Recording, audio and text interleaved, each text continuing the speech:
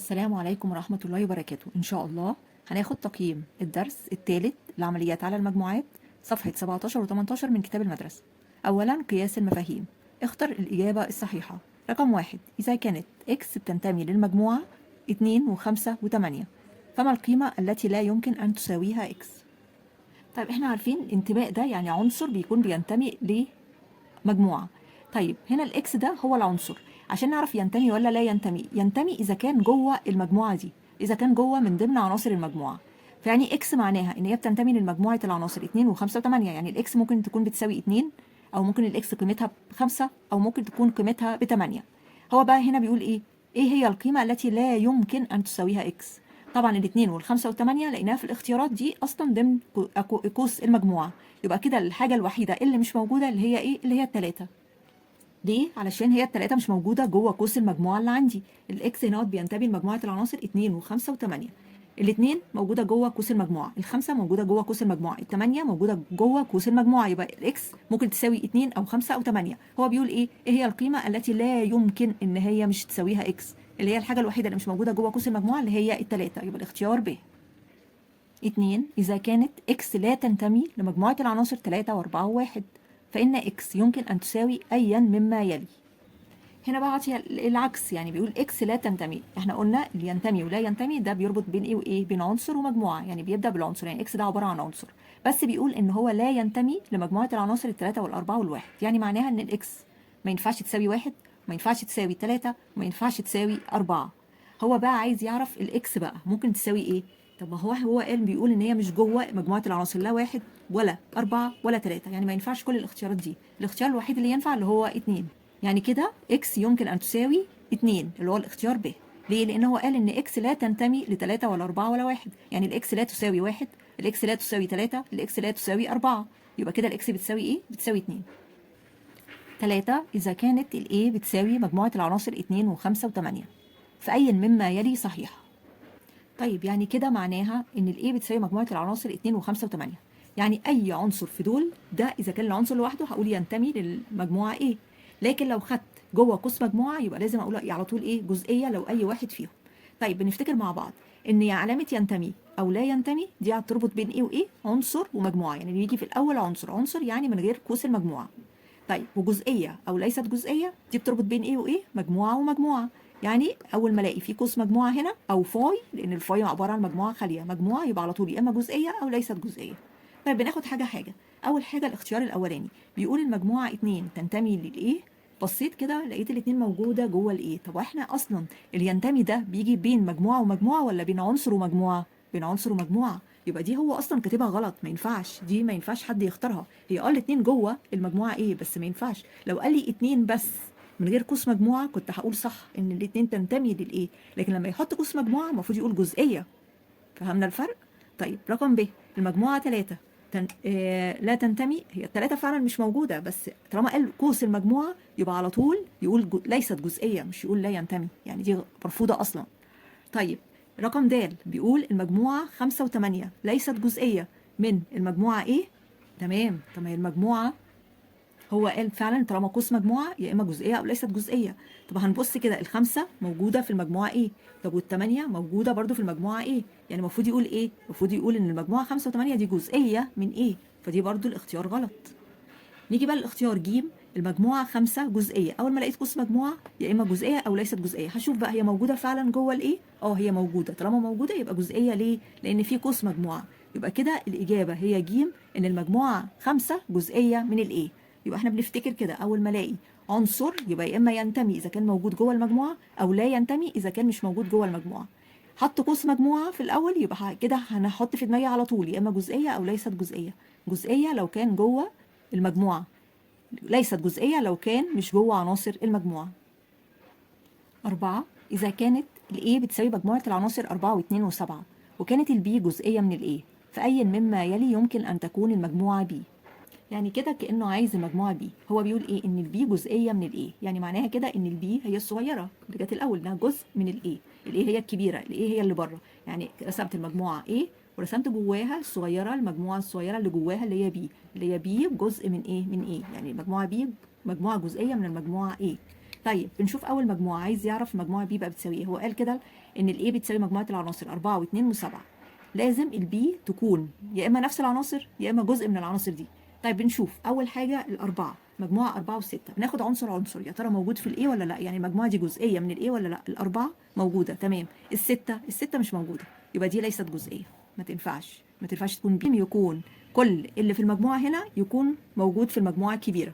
فهنا الموجود الأربعة لكن مش موجود الستة، يبقى كده المجموعة دي ليست جزئية. طب ناخد المجموعة التانية، 1 و3 و5، يا ترى جزئية من المجموعة إيه؟ أصلا الواحد مش موجود، ولا التلاتة موجودة ولا الخمسة موجودة، يبقى دي برضو ليست جزئية. طب المجموعة 4 و3 و7، الأربعة موجودة، التلاتة مش موجودة، السبعة موجودة. طالما أي عنصر مش موجود يبقى على طول دي مش جزئية، المجموعة دي مش جزئية من المجموعة إيه؟ طيب آخر مجموعة معايا السبعة والاتنين. السبعة موجودة أهي، والاتنين موجودة جوه الإيه؟ يبقى هي دي فعلا اللي ممكن تمثل المجموعة بي. يبقى كده هي دي المجموعة بي اللي هي مجموعة 7 و2، ودي فعلا مجموعة جزئية من المجموعة ايه اللي هي عبارة عن مجموعة العناصر 4 و2 و7. لو حبينا نمثلها بشكل فين، واحنا قلنا طالما البي جزئية من الايه يعني يبقى كده البي تقع جوه الايه. البي عناصرها ايه؟ الاثنين والسبعة، وباقي العناصر اللي في ايه اللي احنا ما كتبناهاش، كتبنا الاثنين والسبعة، فاضل العنصر 4. يبقى كده انا مثلت كله. رقم 4، إذا كانت ال A بتساوي مجموعة العناصر 8 و9 و6، والمجموعة B بتساوي مجموعة العناصر 2 و6 و7، فما المجموعة التي تعبر عن A اتحاد B؟ اتفقنا إن الاتحاد قوة، الاتحاد اليو يعني باصة لفوق، الفتحة باصة لفوق. دي بنعمل إيه؟ الاتحاد يعني بناخد كل العناصر اللي موجودة في المجموعة A أو المجموعة B. يعني قبل ما نبص على الاختيارات هنكتب الأول A اتحاد B. A اتحاد B بتساوي مجموعة العناصر، نكتب ال A اللي هي 8 و9 و6. بعد كده نكتب ال B، أول عنصر يقابلنا 2 مش موجود، طبعا بنكتب كل العناصر بدون تكرار. وبعد كده 6، الستة احنا كتبناها خلاص يبقى مش هنكتبها تاني. وبعد كده ال7 مش موجود هنكتبها. يبقى كده مجموعة العناصر A اتحاد B مجموعة العناصر 8 و9 و6 و2 و7. اتفقنا إن مش مهم الترتيب، لكن المهم إن احنا ما نكررش العناصر. فاحنا بصينا طبعا الستة ده عنصر واحد بس، لا طبعا ولا ده ولا ده. هنبص لده 2 و6 و7 اهي، 2 و6 و7 و8 و9 و8 و9، كل العناصر فعلا احنا عملناها اللي هي دي تمثل ايه اتحاد بي، يعني كل العناصر بدون تكرار للعنصر. كتبنا عناصر الايه وبعدين رحنا كاتبين عناصر البي بس من غير ما نكرر العناصر. الايه كانت 8 و9 و6، وبعدين جينا للبي كتبنا الاثنين، وبعدين الستة ما كتبناهوش عشان احنا كنا كاتبينه اصلا، وبعدين السبعة كتبناه لانه مش موجود. يبقى الاتحاد بين المجموعتين بناخد كل العناصر اللي موجوده في المجموعتين، بس المهم ما نكررش العناصر. يبقى كده الاجابه الاختيار د، مجموعه العناصر 2 و6 و7 و8 و9. 6، اذا كانت الايه بتساوي مجموعه العناصر 8 و9 و6، والمجموعه بي بتساوي مجموعه العناصر 2 و6 و7، طبعا المجموعه التي تعبر عن ايه تقاطع بي. نفس بيانات المساله اللي فاتت 5، بس المطلوب هنا مختلف. كان المره اللي فاتت عايز ايه اتحاد بي، هنا عايز ايه تقاطع بي. التقاطع يعني ايه؟ يعني المشترك يعني اللي موجود في المجموعتين في نفس الوقت. طيب هنشوف اول عنصر في الايه 8 بس مش موجود في البي يبقى مش هناخده. 9 موجود في الايه بس مش موجود في البي يبقى مش هناخده. الستة لقيناه موجود في الايه وكمان موجود في البي، يبقى كده الايه تقاطع بي هي بتساوي ايه؟ بتساوي المجموعة 6. يبقى كده الاختيار ألف المجموعة 6، المشترك بس اللي بيكون بين المجموعتين. يبقى كده الاختيار ألف المجموعة 6. 6، إذا كانت ال A بتساوي مجموعة العناصر 5 و7، فما عدد المجموعات الجزئية من المجموعة A؟ طيب احنا عارفين ان القانون بتاع عدد المجموعات الجزئية كلها بتساوي ايه؟ 2 أس N، وإن دي اللي عبارة عن ايه؟ عن عدد العناصر، عدد عناصر المجموعة. طيب هنا عدد العناصر كام في المجموعة؟ هو عايز المجموعة ايه؟ كام عنصر جوه المجموعة ايه؟ 1 2، اللي جوه قوس المجموعة كام عنصر؟ 1 2، فيها عنصرين. كده يبقى كده عدد المجموعات الجزئية 2 أس ايه؟ أس عدد العناصر اللي هو في المجموعة كام عنصر؟ كان 2. 2 أس 2 يعني الاتنين مضروبة في نفسها كام مرة؟ مرتين. 2 في 2 يعني هيساوي كام؟ هيساوي 4 عناصر. يبقى كده الاختيار ايه؟ الاختيار ب 4. لو عايزين نعملها بالكالكوليتور هنكتب 2 بعدين ندوس على زرار اكس وقص المربع ده ونكتب جوه المربع ده اللي هو القص اللي عندي اللي هو 2، وبعدين نكتب يساوي طلع 4. يبقى كده الإجابة طلع 4 عناصر، يبقى الاختيار ب. ثانيا تطبيق المفاهيم العلمية، برضو اختر الإجابة الصحيحة. رقم 8، إذا كانت المجموعة س وواي و3 و5 بتساوي المجموعة 3 و6 و7 وإكس، فما قيمة واي ناقص إكس؟ طبعا قبل ما بنطرح احنا بنجيب إيه الأول؟ نجيب قيمة واي وقيمة إكس. هو دلوقتي هو عاطي إيه؟ عاطي إن المجموعتين دول متساويتين، يعني هنا تساوي مجموعتين، يعني معناها إن كل عنصر في المجموعة الأولى لازم بيكون بيساوي كل عنصر في المجموعة التانية، يعني لازم بيكون موجود في المجموعة التانية. طبعا هنشوف أول عنصر 3، ال3 موجود في المجموعة الأولى وموجود في المجموعة التانية، يبقى احنا كده خلصنا ال3. بعد كده ال6 برضو موجود في المجموعة الأولى وموجود في المجموعة التانية. طيب بعد كده عندي 7 وإكس وبعدين واي و5. طيب هنا ال7 يقابلها إيه؟ أكيد مش 5، اللي يقابلها المجهول، يبقى الواي كده المفروض بتساوي إيه؟ بتساوي 7. يبقى احنا كده جبنا الواي بتساوي 7. كده فاضل عندي إيه؟ الإكس المفروض يساوي إيه؟ يساوي ال5. الإكس يساوي ال5. يبقى احنا كده جبت الواي ب7 والاكس ب5. هو عايز بقى قيمة واي ناقص اكس. الواي بكام؟ ب7 ناقص الاكس ب5. 7 ناقص 5 هيساوي 2، يبقى الناتج 2. يبقى كده الإجابة الاختيار ج قيمته 2. 9 إذا كانت المجموعة 4 و5 و7 جزئية من المجموعة 3 وإكس و4 وواي و8، فما قيمة إكس زائد واي؟ طيب هو قال إن المجموعة دي جزئية من المجموعة دي، يعني معناها إن كل العناصر اللي في المجموعة دي، اللي المجموعة الأولى دي، لازم تكون موجودة جوه المجموعة التانية. طيب هنشوف أول حاجة الأربعة موجودة، الأربعة أهي موجودة جوه المجموعة التانية، تمام.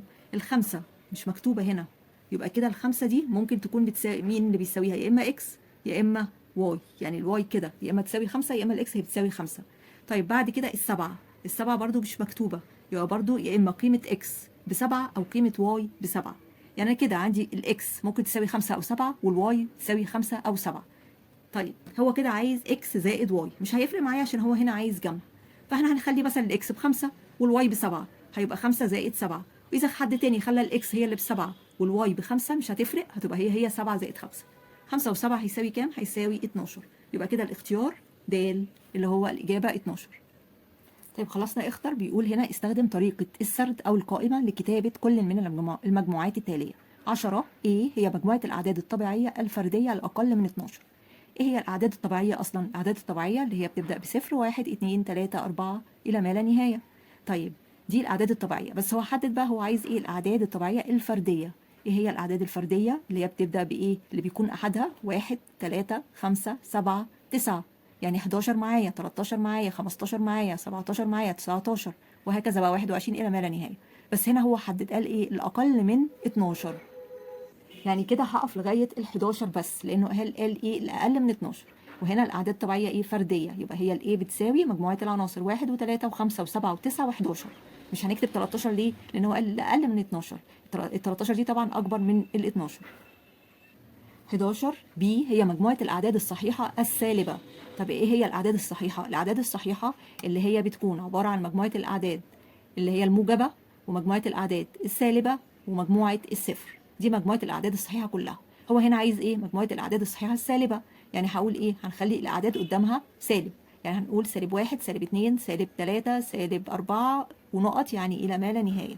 طبعا مش بنكتب هنا الصفر لأن الصفر إيه؟ ده عدد صحيح لا موجب ولا سالب. يبقى كده البي بتساوي سالب مجموعة العناصر -1 -2 -3 -4 -5 إلى سالب ما لا نهاية. نعمل نقط كده. دي هي الأعداد الصحيحة السالبة، بيكون قدامها إشارة السالب. طب 12 برضو عايز طريقة السرد. سي هي مجموعة أرقام العدد 12,332,551. يبقى هنقول سي بتساوي، بنكتب مجموعة العناصر دي اللي هي الأرقام اللي موجودة عندي بس إيه؟ من غير تكرار.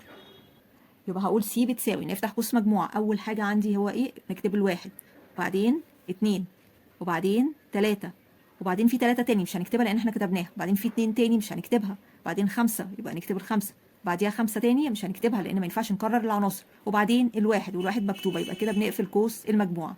يبقى سي بتساوي مجموعة العناصر 1 و2 و3 و5. يبقى احنا كتبنا أرقام العدد ده بس من غير تكرار.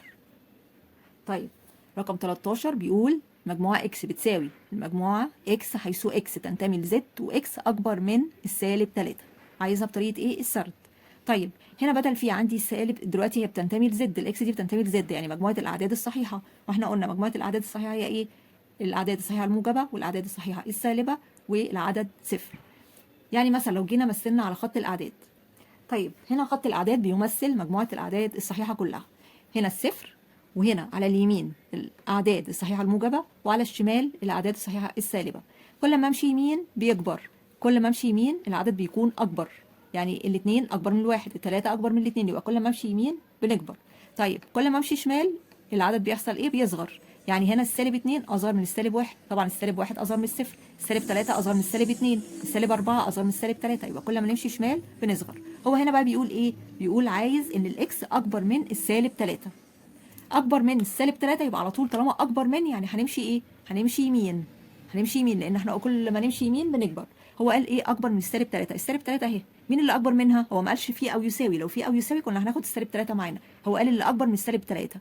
السالب 3 يعني همشي يمين. أول حاجة بتقابلني إيه؟ هي السالب 2، وبعدين سالب 1، وبعدين صفر، وبعدين 1 2 3 إلى موجب ما لا نهاية. نكتب. يبقى كده المجموعة إكس بتساوي مجموعة العناصر سالب 2 سالب 1 0 1 2 ونقط، يعني إلى ما لا نهاية. دي طبعا مجموعة إيه؟ مجموعة غير منتهية. يبقى لما بنمشي على خط الأعداد يمين يبقى إحنا إيه؟ الأعداد بتكبر. نمشي يمين الأعداد بتكبر. طيب ما خدتش ليه السالب 3؟ عشان ما كانش فيه هنا أو يساوي، لو في أو يساوي كنا هناخدها معانا. فهو قال اللي أكبر من السالب 3 على طول، اللي أكبر من السالب 3 اللي هو على يمينها على طول اللي هي سالب 2، يبقى بدأنا بالسالب 2. طيب بيقول أجب عن الأسئلة الآتية. 14 اوجد جميع المجموعات الجزئية الفعلية للمجموعة 2 و3 و5. ناخد بالي هو قال إيه؟ جميع المجموعات الجزئية الفعلية. طيب هو هنا لو هو عايز المجموعات الجزئية كلها، الجزئية كلها للمجموعة هتساوي إيه؟ أول حاجة بنقول الفاي. تاني حاجة المجموعة نفسها اللي هي المجموعة 2 و3 و5. بعد كده نكتب كل عنصر في المجموعة لوحده في جوه قوس مجموعة.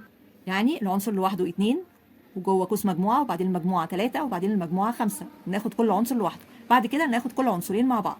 يعني الاثنين هاخدها مره مع 3، وبعد كده الاثنين اخدها مع ال5. خلصت كده الاثنين، اجي للثلاثه اخدها مع ايه؟ مع اللي بعدها اللي هو ال5.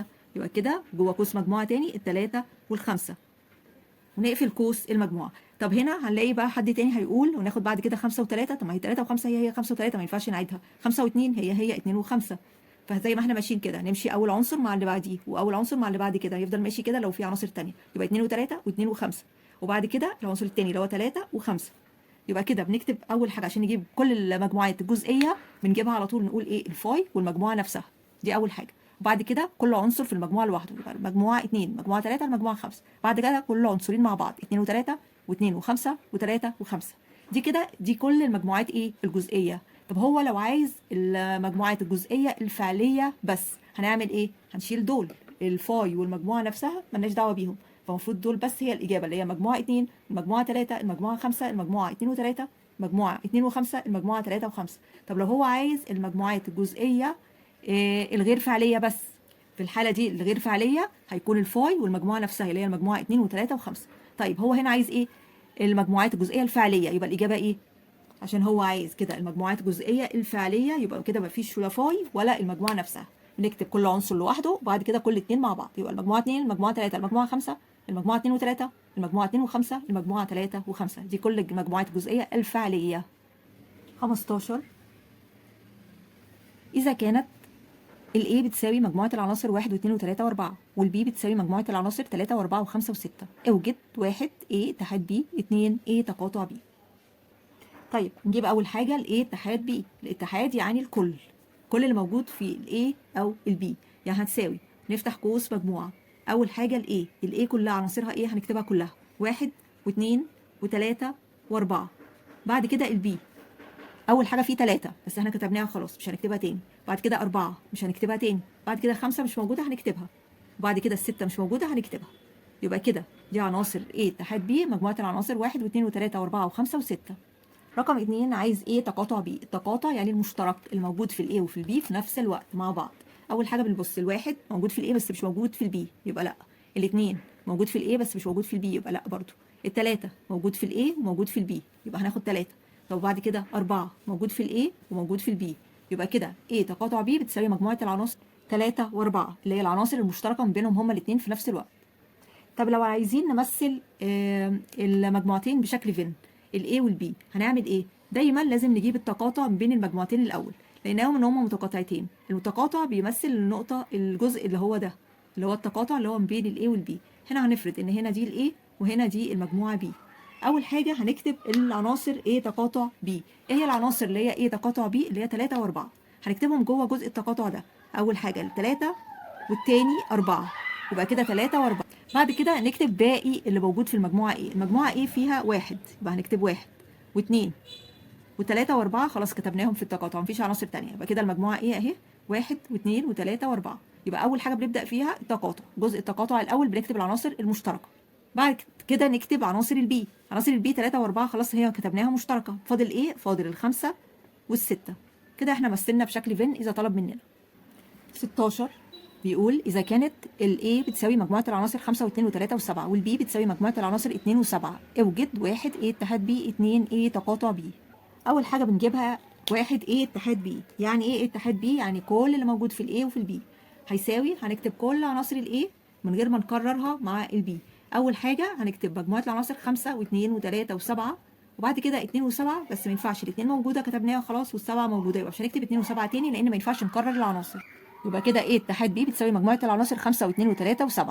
يعني الاثنين والسبعه لقيناهم جوه الايه فما كررناهمش تاني. يعني كده احنا اكتشفنا ان الاثنين والسبعه دي عناصر المجموعه بي جوه عناصر المجموعه ايه. يبقى كده معناها ان البي جزئيه من الايه. المجموعه بي جزئيه من المجموعه ايه. طب احنا خدنا لما تكون مجموعه جزئيه من مجموعه، المجموعه الاولانيه دي الصغيره جزئيه من المجموعه الكبيره، كان الاتحاد بيدي ايه؟ بيدي المجموعه الكبيره. فكان كده ده بيساوي ايه؟ بيساوي المجموعه الكبيره اللي هي الايه. طيب التقاطع هيدي المجموعه الصغيره اللي هي البي. يعني ده هنا هيساوي البي. يعني ايه تقاطع بي بتساوي ايه؟ بتساوي مجموعه العناصر المشتركه. اول حاجه هنلاقي في الايه الخمسه مش موجوده في البي، مش هناخدها. الاثنين موجوده في الايه وموجوده في البي، يبقى هناخد الاثنين. الثلاثه موجوده في الايه مش موجوده في البي، يبقى مش هناخدها. السبعه موجوده في الايه وموجوده في البي، يبقى هناخدها. يبقى كده ايه تقاطع بي بيساوي ايه؟ مجموعه العناصر 2 و7، وهي فعلا عناصر المجموعه بي. طب لو قال لي مثلها بشكل فين، كده في مجموعه جزء من مجموعه. يعني كده هنرسم اول مجموعه اللي هي الايه اللي هي الكبيره، وجواها المجموعه الصغيره اللي هي بي، لان البي جزئيه من الايه فالبي جواها. طب هنكتب عناصر البي اللي هو دايما بكتب التقاطع اللي هي عناصر المجموعه بي اللي هي ايه؟ اللي هي الاثنين والسبعه. فاضل ايه بقى من الايه؟ فاضل العنصر 5 هنكتبه في الايه طبعا بره البي، وايه تاني؟ والاثنين جوه خلاص كتبناه، وبعد كده الثلاثه نكتبه مش موجود، وبعد كده السبعه موجود في التقاطع. يبقى كده مثلنا بشكل فين. اول حاجه رسمنا دايره جوه دايره. البي هي الجزئيه من الايه فالبي هتبقى جوه. ايه هي العناصر المشتركه؟ التقاطع اللي هي الاثنين والسبعه. وبعد كده كتبنا باقي عناصر المجموعه ايه اللي هي الخمسه والثلاثه، عشان نكتب بقى المجموعه كلها بتاعت ايه عناصرها ايه 5 و3 و2 و7. طب البي عناصرها ايه؟ هي الاثنين والسبعه بس. ده اذا قال مثل بشكل فين. 17 اذا كانت الايه بتساوي مجموعه العناصر 5 و2 و3 و7، والبي بتساوي مجموعه العناصر 4 و5 و7، والسي بتساوي مجموعه العناصر 7 و2. اوجد 1 A تقاطع بي تقاطع سي، 2 A اتحاد بي اتحاد سي، 3 A اتحاد بي وبعدين تقاطع سي. طب نجيب اول حاجه A تقاطع بي تقاطع سي، يعني المشترك بين الثلاث مجموعات الموجود فيهم هم الثلاثه في نفس الوقت. هنشوف كده اول حاجه. اول عنصر 5 موجود في A بس مش موجود في B. لا موجود في البي تمام، بس مش موجود في السي. يبقى كده ما ينفعش ناخده، لازم يكون في العنصر ده موجود فيهم هما الثلاثه مع بعض. طب الاثنين موجود في الاي مش موجود في البي، اول مش موجود في واحده يبقى خلاص مش هناخده. الثلاثه موجود في الاي مش موجود في البي، يبقى برده مش هناخده. السبعه موجود في الاي موجود في البي موجود في السي. يبقى كده A تقاطع B تقاطع C ده بيساوي ايه؟ المجموعه 7. مجموعه العنصر 7 لازم يكون مشترك في الثلاث مجموعات مع بعض. طيب تاني مطلوب A اتحاد B اتحاد C، يعني المجموعات الثلاثه مع بعض هناخد عناصرهم كلهم بدون تكرار. اول حاجه هنكتب الاي كلها زي ما هي مكتوبه كده، عناصر الاي 5 و2 و3 و7. بعد كده 4 مش موجوده كانت نكتبها، وبعدين الخمسه مش هنكتبها عشان كانت موجوده، وبعدين السبعه مش هنكتبها برده، بعد كده السبعه مش هنكتبها عشان كانت موجوده، وبعدين الاثنين برده مش هنكتبها عشان كانت موجوده. يبقى كده A اتحاد B اتحاد C بيساوي مجموعه العناصر 5 و2 و3 و7 و4. طبعا بنكتب العناصر كلها بدون تكرار. بعد كده 3 عايز A اتحاد B دول جوه قوس مع بعض، وبعدين تقاطع C اللي يطلع تقاطع C. اول حاجه هنجيب الاول اللي جوه القوس اللي هو A اتحاد B. هنكتب مجموعه A اتحاد B يعني كل العناصر اللي موجوده في الاي والبي، الاي او البي اللي هي مجموعه العناصر الاي كلها اللي هي 5 و2 و3 و7. بعد كده البي اللي هي 4 و5 و7 نكتب الاربعه الخمسة ما كتبناش عشان احنا كاتبينها قبل كده، والسبعة ما كتبناش عشان هي مكتوبة قبل كده. يبقى كده احنا خدنا من البي 4، لكن الخمسة والسبعة موجودين مكررين فمش هنكتبهم تاني. يبقى كده جبنا الأول A اتحاد B هي مجموعة العناصر 5 و2 و3 و7 و4. هنكتبها تحت A اتحاد B هنا. يبقى كده احنا جبنا A اتحاد B هنا في الهامش، كتبناها هنا تحت قوس A اتحاد B. وبعدين بنقول تقاطع المجموعة C. المجموعة C اللي هي عناصرها ايه؟ هنكتب عناصرها اللي هي 7 و2 ونقفل قوس المجموعة. هو كده عايز المجموعة دي تقاطع المجموعة دي. تقاطع يعني ايه؟ يعني المشترك، يعني موجود فيهم هما الاثنين في نفس الوقت. أول حاجة الخمسة موجود في دي لكن مش موجود هنا، يبقى مش هناخدها. 2 موجودة هنا وموجودة هنا، يبقى هناخدها. التلاتة موجودة هنا مش موجودة هنا، يبقى مش هناخدها. السبعة موجودة هنا وموجودة هنا، هناخدها. الأربعة مش موجودة هنا ولكن مش موجودة هنا، يبقى كده هيساوي التقاطع بين المجموعتين دول بيساوي ايه؟ أول عنصر اللي هو مشترك اللي هو الاثنين، مجموعة العناصر 2، والتاني عنصر مشترك اللي هو السبعة. يبقى كده الحل هي مجموعة العناصر 2 و7. ثالثا التحليل وتكامل المواد. 18 اشترك عدد من الطلاب في 3 مجموعات للأنشطة المدرسية. مجموعة الصحافة A، مجموعة العناصر سامح وياسر ومنى وشيماء، ومجموعة المسرح B، مجموعة العناصر يوسف ومازن وسامح ومنى سالي. مجموعة الخدمة المجتمعية اللي هي C، مجموعة العناصر رامي وهدى وسامح ومازن. رقم 1 المطلوب مثل ال3 مجموعات بشكل فن واحد. 2 اوجد A تقاطع B تقاطع C، وB اتحاد C، وA تقاطع B. 3 اكتب بطريقة السرد مجموعة الطلاب الذين اشتركوا في أي من الأنشطة المدرسية، ومجموعة الطلاب الذين اشتركوا في نشاطين على الأقل. طيب هو هنا عاطي 3 مجموعات الA والB والC، عايز نمثلهم بشكل فن. طيب احنا أول حاجة عشان نمثل بشكل فن لازم نجيب التقاطع. هو هنا مفروض إن عندي A وB وC يعني 3 دوائر، مفروض إن في A تقاطع B تقاطع C، بنجيبه الأول. هو ده المطلوب في رقم 2، اوجد A تقاطع B تقاطع C. لازم نجيبه الأول عشان نعرف إيه المشترك ما بينهم هما التلاتة. طب نشوف حاجة.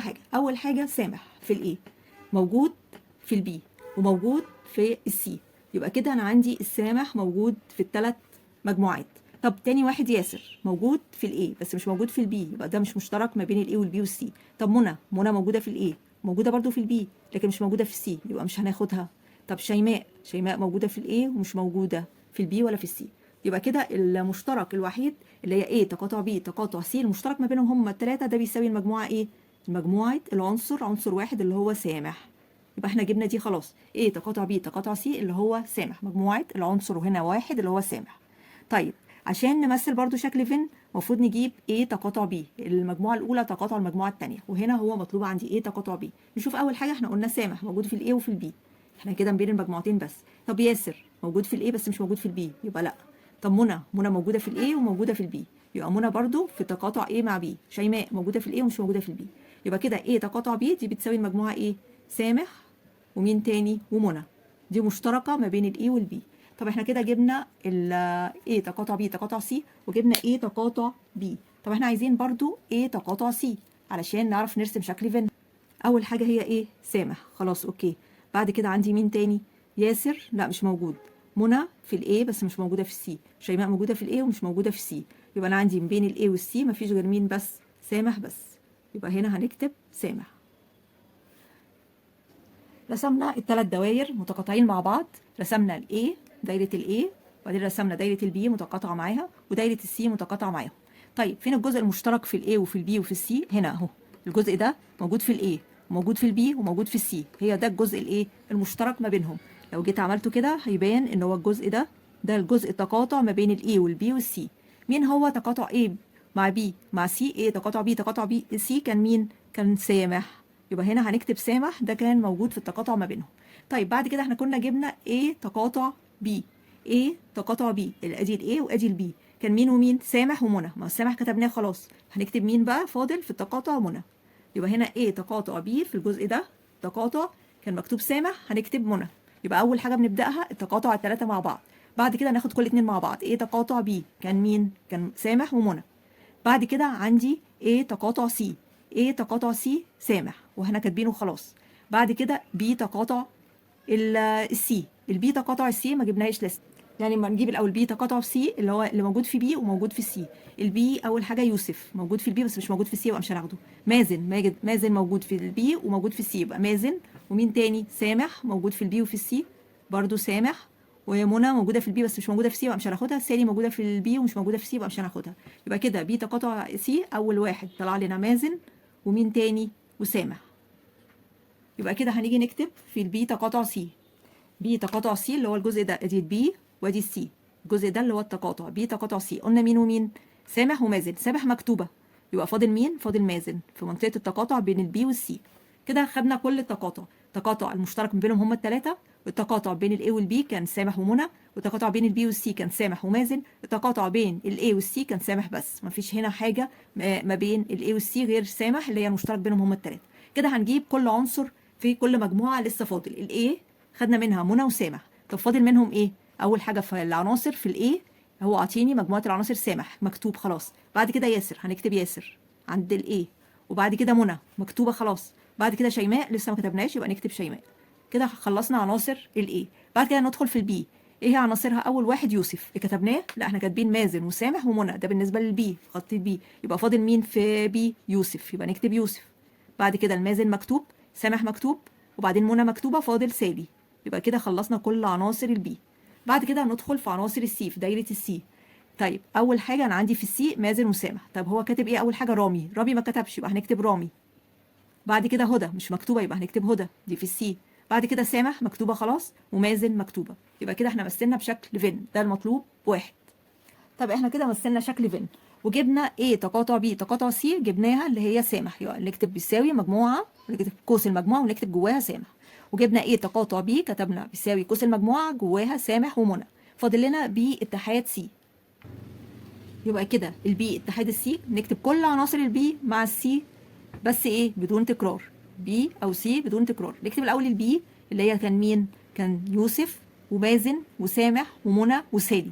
بعد كده ندخل في السي، رامي وبعدين هدى، وبعدين سامح كتبناها مش هنكتبها تاني، ومازن كتبناها مش هنكتبها تاني. يبقى كده هيساوي مجموعه العناصر يوسف ومازن وسامح ومنى وسالي ورامي وهدى، ده كده بي اتحاد سي.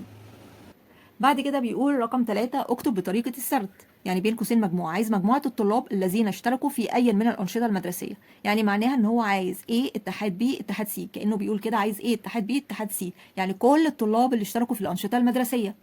يبقى كده لما يقول عايز مجموعة الطلاب اللي اشتركوا في أي من الأنشطة المدرسية، يعني كأنه عايز A اتحاد B اتحاد C، يعني هنكتب كله. كل اللي في A هنكتبها سامح وياسر ومنى وشيماء. وبعد كده نروح لبي من غير تكرار للعناصر، يوسف ومازن، وبعدين سامح كتبناها مش هنكتبها تاني، ومنى كتبناها مش هنكتبها تاني، وبعدين نكتب سالي. وبعد كده نروح للسي هنكتب رامي، وبعدين هدى وسامح ومازن كتبناهم مش هنكتبهم تاني. يبقى كده مجموعة العناصر سامح وياسر ومنى وشيماء ويوسف ومازن وسالي ورامي وهدى. بعد كده عايز برضو بطريقة السرد مجموعة الطلاب اللي اشتركوا في نشاطين على الأقل.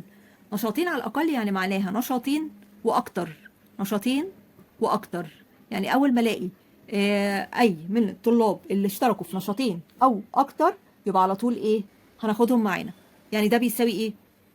هنلاقي مجموعة العناصر مازن وسامح ومنى إنهم اشتركوا في نشاطين وأكتر. تعالوا نشوفها من على الرسم هنا. هنلاقي منى اشتركت في نشاطين اللي هو الA والB، موجودة اهي في منطقة التقاطع، احنا بنبص لمنطقة التقاطع. وكمان سامح اشترك في الA والB والC كمان 3 أنشطة، ما احنا قلنا نشاطين وأكتر.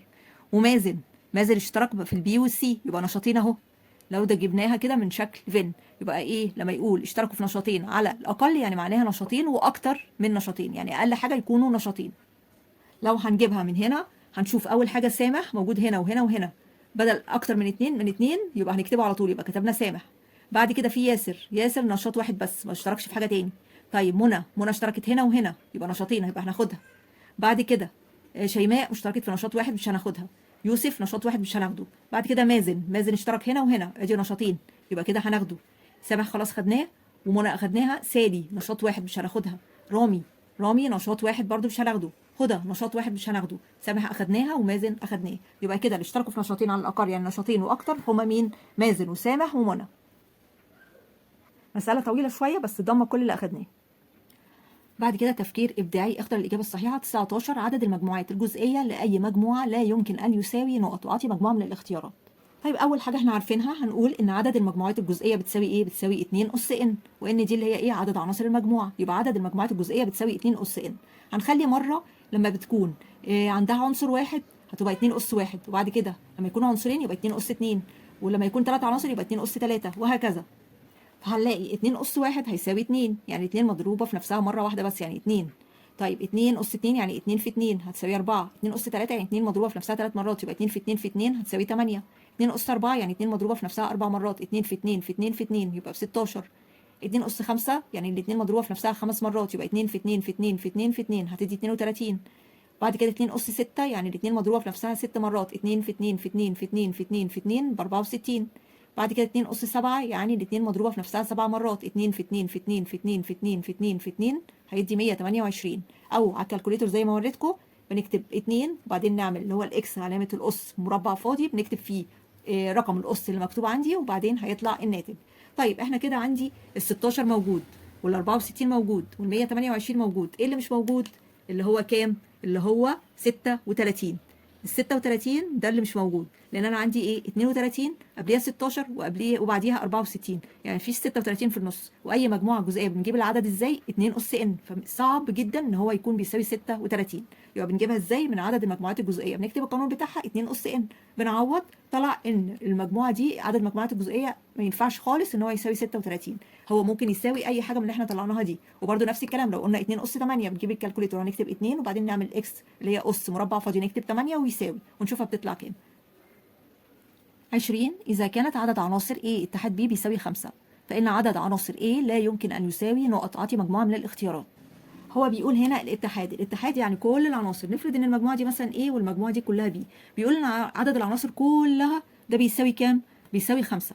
يعني ممكن يكون هنا في العنصر A ممكن يكون فيه 3 عناصر وفي عنصر مثلا هنا مشترك، وممكن يكون فيه عنصرين تانيين في البي، فكده ممكن يكون في 3 في الA، او ممكن يكون في 2 بس، وممكن يكون ال3 في البي، وممكن يكون في 1 بس، وممكن يكون في ال5 كلهم موجودين في الA، فيبقى A اتحاد B هيدي 5 عناصر، يبقى ال A اتحاد B هيدي 5 عناصر. ما ينفعش يكون اكتر من كده، يعني ينفع يجيب عنصر سادس، يعني هيجي منين؟ هو ال A اتحاد B هيكون اكتر حاجه ان هو بيساوي 5 عناصر، فكده ممكن يكون ال A بيكون اقل من 5 عناصر، لكن اكتر حاجه هي 5 العنصر. يعني ممكن العنصر A بيكون جواه عنصر واحد بس او 2 او 3 او 4 لغايه 5، ما ينفعش يزيد عن 5، لان هو الاتحاد اكتر حاجه عاطي هم 5 عناصر، هيجيب السادس منين او السابع منين؟ فالاكبر من ال5 ما ينفعش، فهو لا يمكن ان يكون بيساوي 6 عناصر، هو الاختيار د. 21 اذا كانت عدد عناصر A تقاطع B بيساوي 5 فان عدد عناصر A لا يمكن ان يساوي نقط. هنا بقى بالعكس بيقول ايه؟ ان A تقاطع B يعني المشترك ما بينهم بيكون كام عنصر؟ 5 عناصر، فهو عايز كده عدد عناصر A لا يمكن ان يساوي كام؟ هنا ممكن يكون في عناصر ما يكونش في عناصر تانية غير الخمسة دول بس، ما يكونش في عناصر تانية في الايه، فأول حاجة هبدأ بيها 5 وازيد بقى أقول 6 7 8 ممكن يكتر، لكن ينفع يقل عن 5؟ لا ما ينفعش، لأن هو أصلا اوريدي موجودين في التقاطع، يعني موجودين جواها 5 عناصر، يبقى يا إما 5 في الايه يا إما أكتر منها، لكن يقل لا. فالخمسة 6 11 دول معايا، لكن الأقل من الخمسة ما ينفعش، يبقى عدد عناصر ايه لا يمكن أن يساوي أبدا 4، ما ينفعش يكون أقل من 5 أبدا. وبكده بنكون خلصنا تقييم الدرس الثالث، أتمنى تكونوا استفدتم، والسلام عليكم ورحمة الله وبركاته.